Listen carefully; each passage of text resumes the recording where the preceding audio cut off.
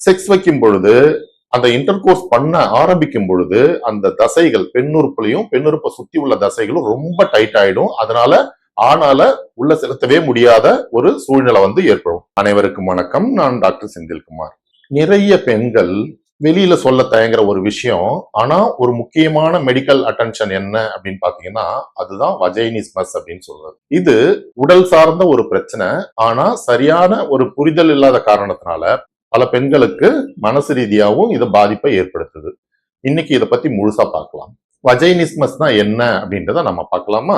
வஜைனிஸ்மஸ் அப்படின்னு சொல்றது sexual activity போதோ அல்லது பிசிக்கல் எக்ஸாமினேஷன் பண்ண போகும்போதோ பெண்ணுறுப்பை சுத்தியும் பெண்ணுறுப்புக்குள்ளேயும் உள்ள தசைகள் வந்து இன்வாலன்ட்ரியா, அதாவது ஆட்டோமேட்டிக்கா வந்து சுருங்கிடும். இதனால என்ன ஆகும் அப்படின்னா ஹஸ்பண்ட் கூட செக்ஸ்ல வந்து ஆக்டிவா இருக்க முடியாது.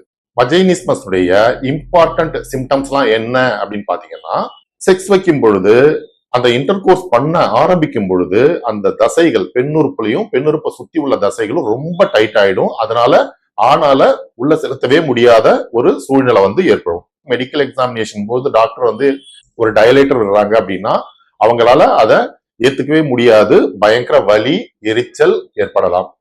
அடுத்தது மூச்சு திணறல், அதாவது சஃபகேஷன் வந்துடும். இன்டர்கோர்ஸ் பண்ண போகும்போது சஃபகேஷன் வந்துடும். அது மட்டுமே இல்லாம உடம்புல தசப்பிடிப்பு வேற ஏற்படும். ஓகே டாக்டர், என்ன காரணத்தினால இந்த வஜைனிஸ்மஸ் வருது பாத்தீங்க அப்படின்னா, ஒண்ணு மன ரீதியான காரணம், ரெண்டாவது உடல் ரீதியான காரணம். இப்போ மன ரீதியான காரணம் அப்படின்னு பாத்தீங்கன்னா, செக்ஸ் வைக்கும் பொழுது வலிக்கும் அப்படின்னு யாராவது சொல்லியிருப்பாங்க. அதனால அவங்க மனசுல வந்து ஒரு பயம் ஜெனரேட் ஆயிருக்கும். கடந்த காலத்துல ஏற்பட்ட கசப்பான அனுபவங்கள் என்னென்னு பாத்தீங்கன்னா, செக்ஷுவல் அபியூஸ் அல்லது செக்ஷுவல் ஹராஸ்மெண்ட் அல்லது ஓவர் டென்ஷன், ஸ்ட்ரெஸ், அப்பா அம்மா சண்டை போடுறது, சின்ன வயசுல யாராவது செக்ஸ் வைக்கிறத இவங்க பார்த்திருந்தாங்க அப்படின்னா அந்த பெண் முக்கல் முனகல் சத்தம் போட்டிருப்பாங்க.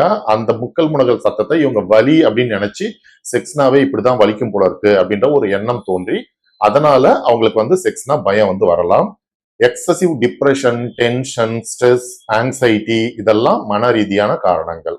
இப்போ உடல் ரீதியான காரணங்கள் என்ன அப்படின்னு பாத்தீங்கன்னா, ரெக்கரண்ட் யூரினரி இன்ஃபெக்ஷன் அல்லது போஸ்ட் காய்டல் இன்ஃபெக்ஷன், அதாவது ஃபர்ஸ்ட் நைட்ல செக்ஸ் வந்து வச்சிருப்பாங்க, அதுக்கு மறுநாள் வந்து அவங்களுக்கு யூரினரி ட்ராக் இன்ஃபெக்ஷனோ அல்லது பெண்ணுறுப்புல வலியோ அல்லது ப்ளீடிங்கோ அல்லது வேற ஏதாவது ஒரு விஷயம் நடந்திருக்கு அப்படின்னா அவங்களுக்கு அந்த செக்ஸை பத்தின பயம் வந்து வந்துடும். அதனால நெக்ஸ்ட் டைம்ல வந்து அவங்க செக்ஸுக்கு கோஆபரேட் பண்ண மாட்டாங்க.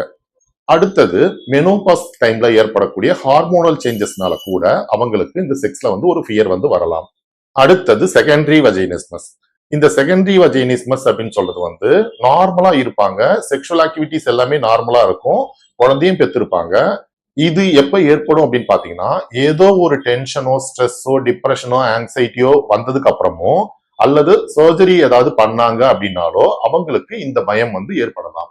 ஓகே டாக்டர், இப்ப என் வைஃப்க்கு வந்து வஜைனிஸ்மஸ் இருக்கு, நாங்க நிறைய ட்ரீட்மெண்ட் எடுத்துட்டோம், அவங்களுக்கு இப்ப என்ன பண்றது அப்படின்னு தெரியல, அவங்க இன்டர்கோர்ஸ் கோஆபரேட் பண்ணாம இருக்கிறதுனால குழந்தை பெத்துக்கிறதுல ரொம்ப டிலே ஆயிட்டே இருக்கு, கல்யாணம் ஆயிட்டு வேற ரொம்ப வருஷம் ஆகுது அப்படின்னு அவர் கேட்டார்.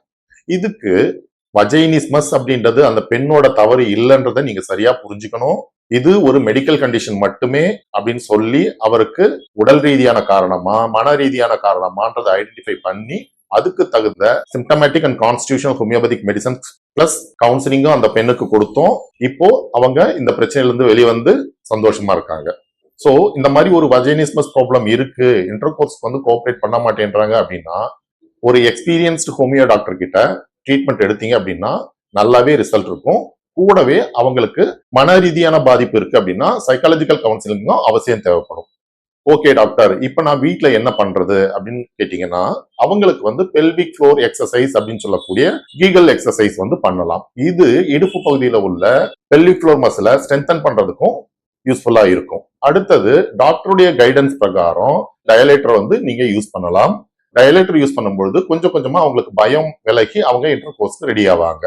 அடுத்தது சைக்காலஜிக்கல் கவுன்சிலிங். ஏன் கவுன்சிலிங் வந்து இம்பார்ட்டன்ட் அப்படின்னு பாத்தீங்கன்னா அவங்களுக்கு சின்ன வயசுல நடந்த அபியூஸோ அல்லது பயமோ ஏதாவது இருக்கு அப்படின்னா சைக்காலஜிக்கல் கவுன்சிலிங் எடுத்துக்கும் பொழுது அந்த பயத்துல இருந்து ஓவர் கம் பண்றதுக்கு ஹெல்ப்ஃபுல்லா இருக்கும். அந்த பேஷண்டும் சரி அவங்க ஃபேமிலியும் சரி நாம சொன்ன ஒவ்வொரு விஷயத்தையும் கரெக்டா ஃபாலோ பண்ணி ட்ரீட்மெண்ட்டை ப்ராப்பரா எடுத்ததுனால இப்போ அந்த பொண்ணு ஹாப்பியா இருக்காங்க. இப்போ சோ உங்களுக்கு ஒரு பிரச்சனை இருக்கு அப்படின்னா நீங்க தயங்காம ஒரு எக்ஸ்பீரியன்ஸ்டு ஹோமியோ டாக்டர் கிட்ட ப்ராப்பரான சிம்டமேட்டிக் அண்ட் கான்ஸ்டிடியூஷனல் ட்ரீட்மெண்ட் எடுத்துக்கிறீங்க அப்படின்னா உங்களுடைய நாள்பட்ட பிரச்சனையில இருந்து வெளிவந்து நீங்க சந்தோஷமா வாழலாம்.